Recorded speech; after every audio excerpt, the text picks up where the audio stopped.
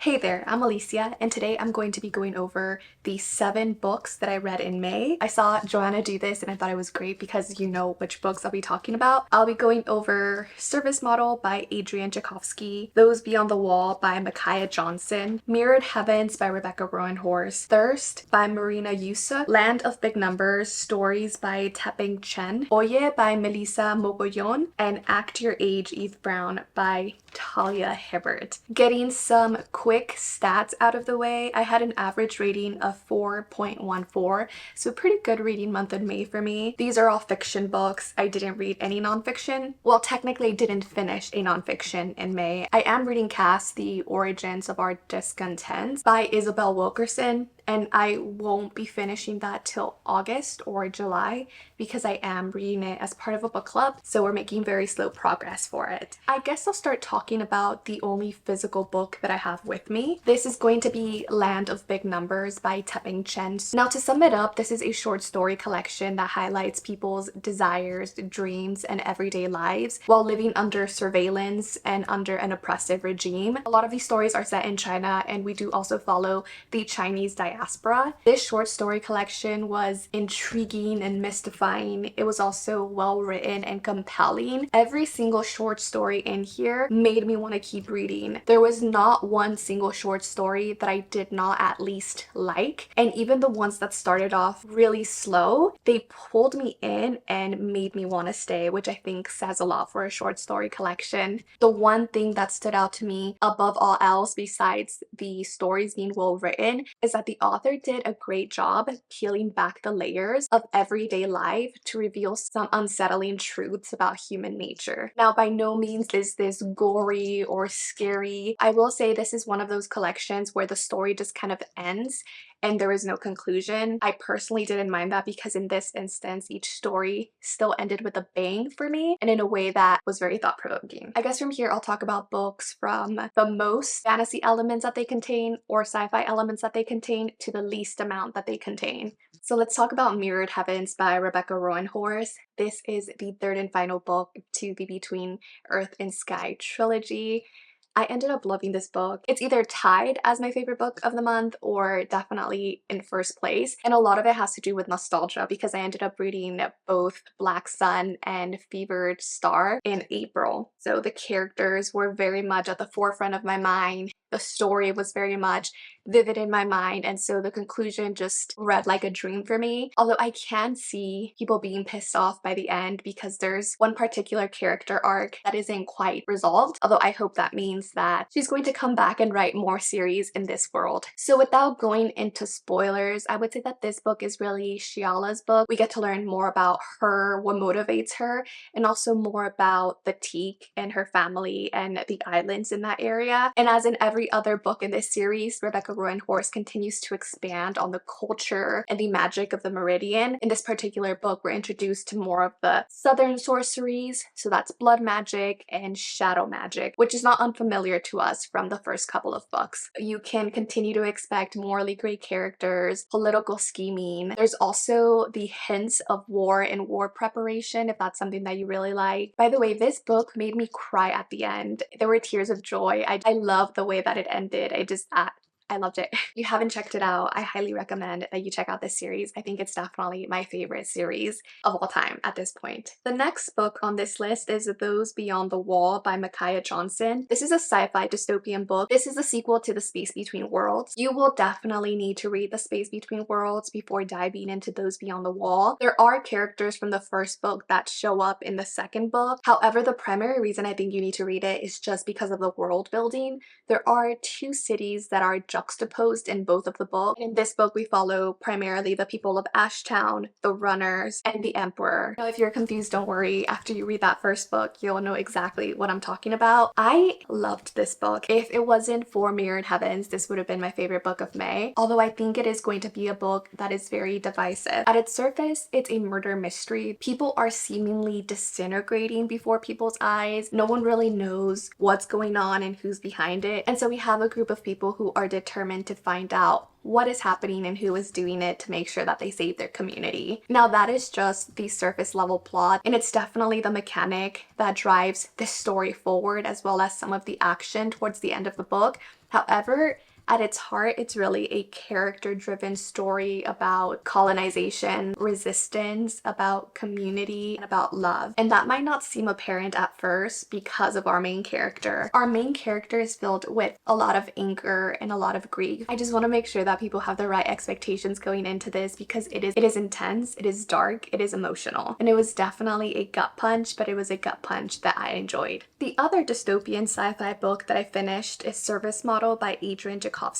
This is a standalone, cozy dystopian novel, and it is my first book by Adrian Tchaikovsky. Will definitely not be my last after reading it. This was equally a heartfelt and amusing story about this robot who ends up murdering their owner and then going on a search for a new owner. It's been compared to Murderbot. I've only read the first novella in that series and I enjoyed this one so much more. Murderbot for people was very relatable because there's a robot who just doesn't want to do work. I don't know what's more relatable than that. Just wanting to watch your movies all day or relax in whatever way you want. Now in Service Model, we're following a robot named Charles or Uncharles, and they're the complete opposite of Murderbot. Charles has this need to complete tasks, and he gets the most utter satisfaction of checking items off of his list, which I think is relatable in a completely different way. The book in itself had quite a range. There were some moments that were very philosophical, other moments that were very melancholy, while other parts were very witty and funny. Although there is a quest at hand, the plot is very meandering. So I would recommend this book if you don't mind taking a stroll with a very duty-bound protagonist. If you're looking for a sci-fi dystopian book with a lot of action, this is not going to be the one for you. So I asked on Instagram if you all had any questions about any of these books before I filmed the wrap up, and I did get one question, which is a good pick to get someone out of a reading slump? I'm going to go with Service Model just because it is a standalone and I think it has, again, quite the range like I mentioned. It's one that's going to be funny and entertaining. It also explores some philosophical things while not taking itself too seriously, which I think it's important. It's a self-aware book. So yeah, I'm going to go with Service Model as a book to get you out of a reading slump. I listened to it on audio. I also recommend reading it on audio just because I feel like the narrator did such an amazing job at capturing Charles's essence and at capturing the frustration of the other robots when Charles just didn't get things. So yeah, I'm gonna go with that one. The next book that I finished is Thirst by Marina Yuszczuk, and this is translated by Heather Cleary. Thirst is a vampire book that explores themes of desire, female agency, mortality. It is definitely a character-driven story that is very slow-moving, and we actually do have two main protagonists. So our first one is going to be our vampire girlie who is leaving the old world and coming into Argentina for a fresh start. She is having trouble controlling her thirst and she's really just trying to survive in a world filled with humans. Now our second narrative takes place hundreds of years after our initial, and we're following a mother who has recently divorced her husband. She is taking care of a growing child and she's coming to terms with the debilitating disease that her mom has, watching her slowly wither and then pass away. This was very moody, dark, and atmospheric and slow moving. It's one of those books that I took my time with but enjoyed every second of it. A lot of people are also saying that this is a sapphic book, which is not completely incorrect, but I would say that our characters are mostly sexually fluid rather than just sapphic. I have two more books to talk to you about, and these are non-magical in any way, so I don't think order is going to matter here. So I'll start off with Oye by Melissa Mogollon, and this is actually a debut novel. It's told in a very interesting way. It's told as a series of one-sided phone conversations that our main character is having with their sister at uni. So we only get to hear one side of the conversation, which going in, I was very intrigued about because I did not think it was going to work. It worked really well. I was very impressed. Oye is a tender and funny coming-of-age story featuring a young teenage lesbian Colombian girl who is trying to navigate the complexities of family, grief, sisterhood, and identity. The author does talk about some serious topics like a loved one getting sick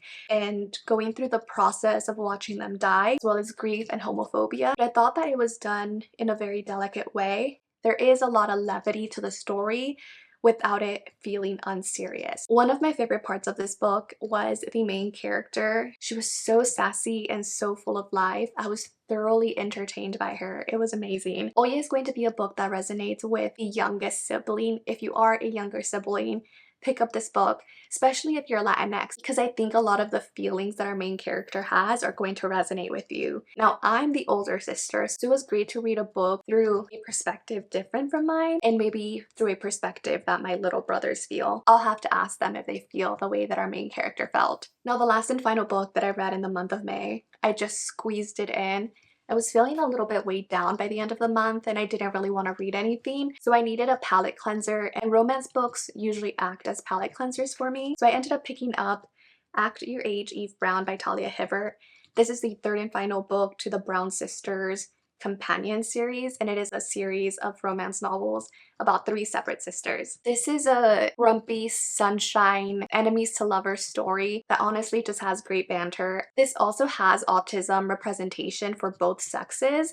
Both of our main characters are on the autism spectrum. Ended up giving this book 3.5 stars. Like I said, I really enjoyed it and I related a lot to our main character, Eve.